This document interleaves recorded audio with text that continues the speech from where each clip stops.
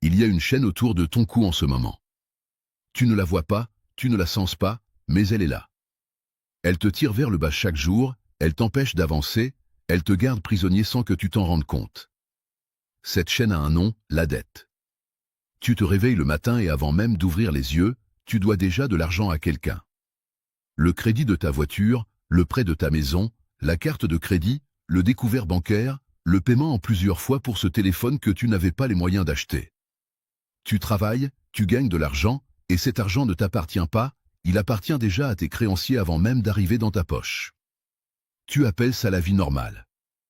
Tu appelles ça être comme tout le monde. Tu appelles ça gérer ses finances. Les Juifs appellent ça l'esclavage. Et ils refusent d'y participer. Il y a une raison pour laquelle les familles juives les plus prospères ne sont jamais endettées, une raison pour laquelle elles refusent catégoriquement les crédits à la consommation, une raison pour laquelle elles préfèrent attendre 10 ans pour acheter quelque chose plutôt que de l'acheter à crédit aujourd'hui. Ce n'est pas de l'avarice, ce n'est pas de la peur, c'est une sagesse millénaire transmise de génération en génération. Shalom, je suis le rabbin Joseph, et aujourd'hui je vais te révéler pourquoi la dette est considérée comme une forme d'esclavage dans la tradition juive, et comment tu peux briser tes chaînes pour devenir véritablement libre.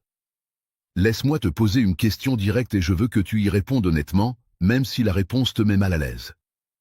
Si tu arrêtais de travailler demain, pendant combien de temps pourrais-tu survivre avant que les créanciers ne viennent frapper à ta porte? 1 mois? 2 mois? 1 semaine? La plupart des gens que je rencontre me donnent la même réponse terrifiante, quelques semaines, parfois quelques jours seulement. Ils vivent dans une illusion de prospérité, avec une belle voiture qu'ils ne possèdent pas vraiment, une belle maison qui appartient encore à la banque, des vêtements de marque payés en 3 fois, un téléphone dernier cri financé sur 24 mois. De l'extérieur, ils ont l'air riches. De l'intérieur, ils sont enchaînés. Le Talmud contient un enseignement qui a façonné la relation des Juifs avec l'argent depuis des millénaires, l'emprunteur est esclave du prêteur. Ce n'est pas une métaphore poétique, ce n'est pas une exagération dramatique, c'est une description exacte de la réalité.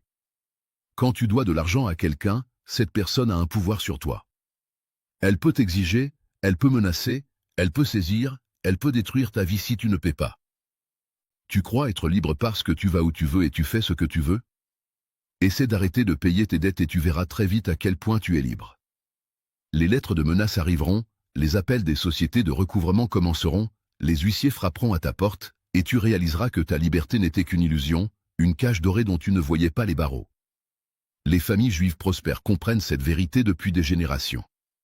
Elles ont vu ce que la dette fait aux gens, elles ont vu des familles détruites, des vies brisées, des rêves anéantis par le poids des remboursements. Et elles ont décidé collectivement que cette forme d'esclavage n'était pas pour elles. Tu te demandes peut-être comment c'est possible de vivre sans dette dans le monde moderne. Tu te dis que tout le monde a des crédits, que c'est normal, que c'est nécessaire, que sans dette on ne peut rien acheter, rien construire, rien accomplir. C'est exactement ce que le système veut que tu crois. Le Talmud enseigne quelque chose de profond, celui qui est satisfait de ce qu'il a est véritablement riche. La richesse n'est pas une question de combien tu possèdes, c'est une question de combien tu dois. Un homme qui gagne 3 000 € par mois et qui ne doit rien à personne est infiniment plus riche qu'un homme qui gagne 10 000 € par mois mais qui doit rembourser 8 000 € de crédit chaque mois. Le premier est libre. Le deuxième est esclave. Les Juifs prospères ont une règle simple que je vais te révéler maintenant, si tu ne peux pas l'acheter 2 fois avec l'argent que tu as, tu ne peux pas te le permettre. Pas 1 fois, 2 fois. Cette règle élimine automatiquement toute tentation de s'endetter pour des choses non essentielles. Tu veux cette voiture à 30 000 €? Est-ce que tu as 60 000 € de côté? Non. Alors tu ne peux pas te la permettre. Achète une voiture à 10 000 € si tu as 20 000 de côté, et sois patient. Dans quelques années, quand tu auras 60 000 de côté, tu pourras t'offrir la voiture de tes rêves, et elle sera vraiment à toi, pas à la banque. Tu trouves ça extrême?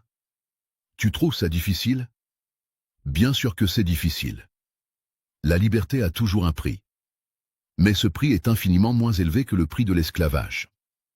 Il y a une exception dans la tradition juive, une seule forme de dette qui est considérée comme acceptable, et c'est important que tu comprennes la différence. Cette exception, c'est l'investissement productif. Si tu empruntes de l'argent pour acheter quelque chose qui va te rapporter plus d'argent que ce que tu rembourses, ce n'est plus vraiment une dette, c'est un levier. Un immeuble qui génère des loyers supérieurs aux mensualités du prêt, une entreprise qui crée des revenus supérieurs au remboursement, une formation qui augmente ton salaire de façon permanente. Le Talnu fait une distinction claire entre la dette de consommation et la dette d'investissement. La première te rend esclave, la seconde peut te rendre libre si elle est utilisée avec sagesse. Mais attention, et c'est crucial, même cette forme de dette doit être utilisée avec une extrême prudence. Les familles juives prospères n'empruntent jamais plus qu'elles ne peuvent rembourser même dans le pire des scénarios. Elles calculent toujours en imaginant que tout va mal, que les loyers ne rentrent pas, que l'entreprise traverse une crise, que les revenus diminuent. Si elles peuvent quand même rembourser dans ce scénario catastrophe, alors et seulement alors elles considèrent l'emprunt. Cette prudence extrême les a protégées pendant des siècles. Pendant que d'autres familles s'effondraient lors des crises économiques, écrasées par leurs dettes, les familles juives survivaient et même prospéraient, parce qu'elles n'avaient pas de chaîne aux pieds. Maintenant je vais te révéler les 3 pièges de la dette que les banques ne veulent pas que tu comprennes, 3 mécanismes qui transforment un petit emprunt innocent en chaîne permanente autour de ton cou. Le premier piège, c'est l'illusion de l'accessibilité. Les banques et les vendeurs ont perfectionné un art diabolique, te faire croire que tu peux te permettre des choses que tu ne peux pas te permettre. Ils ne te parlent jamais du prix total, ils te parlent de la mensualité. Ce téléphone à 1 200 €? Seulement 50 € par mois. Cette voiture à 40 000 €? Seulement 400 € par mois. Ton cerveau entend 50 €, 400 €, et il se dit que c'est abordable. Mais additionne tous tes petits paiements mensuels et tu réaliseras que tu donnes la moitié de ton salaire à des créanciers pour des choses que tu aurais pu avoir gratuitement si tu avais simplement attendu et économisé. Le deuxième piège, c'est l'effet boule de neige inversé. Les intérêts composés peuvent te rendre riche quand ils travaillent pour toi, mais ils te détruisent quand ils travaillent contre toi. Une dette de carte de crédit à 20% d'intérêt double en moins de 4 ans si tu ne paies que le minimum. Ce petit achat impulsif de 500 € que tu as fait il y a quelques années, si tu n'as payé que le minimum depuis, tu as peut-être déjà remboursé 1 000 € et tu dois encore de l'argent. Les intérêts te dévorent vivant pendant que tu dors, pendant que tu travailles, pendant que tu vis ta vie. Le troisième piège, c'est la normalisation de l'esclavage. C'est peut-être le plus dangereux de tous. Le système a réussi à te convaincre que la dette est normale, nécessaire, inévitable. Tout le monde a des crédits, donc c'est normal d'avoir des crédits. Tout le monde vit au-dessus de ses moyens, donc c'est normal de vivre au-dessus de ses moyens. Cette normalisation t'empêche de voir les barreaux de ta cage. Tu ne cherches même pas à t'échapper parce que tu ne sais même pas que tu es prisonnier. Le sage du Talmud enseigne, le plus grand esclave est celui qui croit être libre. Laisse-moi maintenant te donner le plan de sortie, la méthode que les familles juives utilisent pour rester libres ou pour se libérer quand elles se sont laissées piéger. Ce n'est pas une méthode compliquée, mais elle demande de la discipline et de la patience, 2 qualités que le monde moderne essaie de t'enlever. Première étape, la vérité brutale. Tu dois savoir exactement combien tu dois, à qui tu le dois, et combien ça te coûte réellement. Prends une feuille de papier ce soir et liste toutes tes dettes, absolument toutes, du crédit immobilier à la petite somme que tu dois à ton ami. Note le montant total, le taux d'intérêt, la mensualité, et calcule combien tu auras payé en tout à la fin du remboursement. Ce chiffre va te choquer, et c'est exactement le but. Tu dois voir la réalité en face avant de pouvoir la changer. Deuxième étape, la guerre aux petites dettes. Le Talmud enseigne que les petites victoires créent les grandes victoires. Commence par rembourser ta plus petite dette, celle que tu peux éliminer le plus rapidement. Fais des sacrifices temporaires, vends des choses dont tu n'as pas besoin, travaille quelques heures de plus, mais élimine cette dette. Puis prends l'argent que tu utilisais pour cette mensualité et ajoute-le au remboursement de la dette suivante. Chaque dette éliminée te donne plus de force pour éliminer la suivante. C'est l'effet boule de neige, mais cette fois il travaille pour toi. Troisième étape, le vœu de non-endettement. Une fois que tu commences à te libérer, fais-toi une promesse sacrée, plus jamais de dette de consommation. Plus jamais de crédit pour acheter quelque chose que tu ne peux pas payer comptant. Plus jamais d'esclavage volontaire. Cette promesse doit devenir une loi absolue dans ta vie, une ligne rouge que tu ne franchis jamais, quelles que soient les circonstances. Quatrième étape, le coussin de liberté. Pendant que tu rembourses tes dettes, commence simultanément à construire une réserve d'urgence. Même si c'est juste 10 € par semaine au début, mets de l'argent de côté dans un compte que tu ne touches jamais sauf en cas d'urgence absolue. L'objectif est d'avoir 3 à 6 mois de dépenses en réserve. Cette réserve est ta protection contre le retour à l'esclavage. Sans elle, la moindre urgence te forcera à emprunter de nouveau. Je dois te parler d'un concept que beaucoup de gens ne comprennent pas et qui explique pourquoi les Juifs prospères voient la dette différemment. Dans la tradition juive, l'argent n'est pas juste un outil, c'est un test. C'est une façon dont l'univers évalue ta capacité à gérer des responsabilités plus grandes. Le Talmud pose une question profonde: si tu n'es pas fidèle dans les petites choses, comment te confiera-t-on les grandes? Si tu ne sais pas gérer 100 € sans t'endetter, comment pourrais-tu gérer 1 million? Si tu es esclave de tes désirs au point de t'enchaîner pour un téléphone ou une voiture, comment pourrais-tu être un leader, un entrepreneur, un créateur de richesse? La dette révèle quelque chose sur ton caractère. Elle montre que tu préfères la gratification immédiate à la liberté future. Elle montre que tu es prêt à hypothéquer ton avenir pour un plaisir présent. Elle montre que tu n'as pas la discipline d'attendre. Et le marché, l'économie, l'univers, peu importe comment tu l'appelles, observe tout cela. Il ne confie pas les grandes opportunités aux gens qui ne savent pas gérer les petites tentations. Il ne donne pas l'abondance à ceux qui la gaspilleraient immédiatement en remboursement.